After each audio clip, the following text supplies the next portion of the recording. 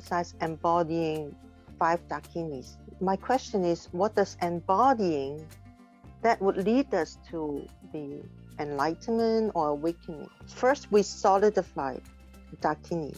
Then we break it down into 5 dakinis, 5 elements. And then we bring it back together and embody it, and then we bring some benefits. That is the process I'm thinking. Maybe I'm thinking too much. Why don't we just go straight to 5 elements without dakinis? If we need the 5 elements to be awakened, then we can just do 5 elements. Your question, very enticing, very interesting and a good question. And also I'd love to answer.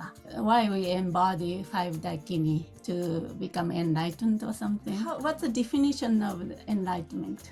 Dakini journey is the awakening journey to the enlightenment. On the dakini journey, it's clear enlightenment is defined by full embodiment, complete embodiment of full human potential and limitless capacity of human potential. So that's one way to define enlightenment. Enlightenment is not something out there somewhere. Of course, goal is there, but not something outside of ourselves. That's a view. It's tantric practice.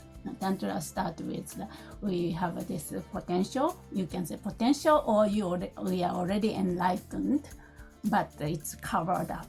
So therefore, we have a practice. So we need to embody the dakini. Dakini is the expression of Buddha nature. Buddha nature is ineffable. Like somebody asked, what is chocolate? Then somebody might say that all the ingredients, but then combination of all these things, cocos, sugars, and this and that. But that is not chocolate. Chocolate itself is ineffable. Just a name. How can we experience chocolate? Then there are lots of different ways to express. It's sweet, it's melting in my mouth, and this and that. 5 elements or 5 qualities of Buddha nature, personified form. These are called 5 dakinis, 5 elemental qualities. So elemental quality has this spectrum, awakened side and also diluted side. So we work with this 5 elemental level in order to unveil the Buddha nature, in order to unveil who and what we are, what really chocolate is.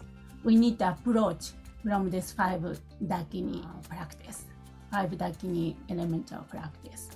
Then I have to differentiate the 5 dakini practice and the 5 elemental dakini practice.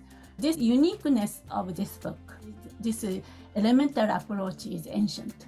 Indigenous tradition, Bon, Shinto in Japan, maybe American Indian, they really connected to this nature element, internal and external.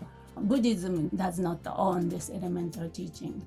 However, in Buddhism, 5 dakini practice is taught in the context of 5 Buddha families, which is a psychological tendency, traits, or characteristics. For example, transformation of anger become or transform into mirror-like wisdom, something like that. So correlation, which was well done by Lama Tsultrim Rioni. She presented this so-called 5 dakini mandala. But that is one aspect of this 5 dakini practice. What I wanted to do is to really make it accessible and not to involve the head, correlation of this and that, more experientially, which means elemental. We are made of element, and the environment is made of element. Everything can be explained through these elemental qualities, and good or bad, or diluted or awakened. Yeah, that's one thing I really want.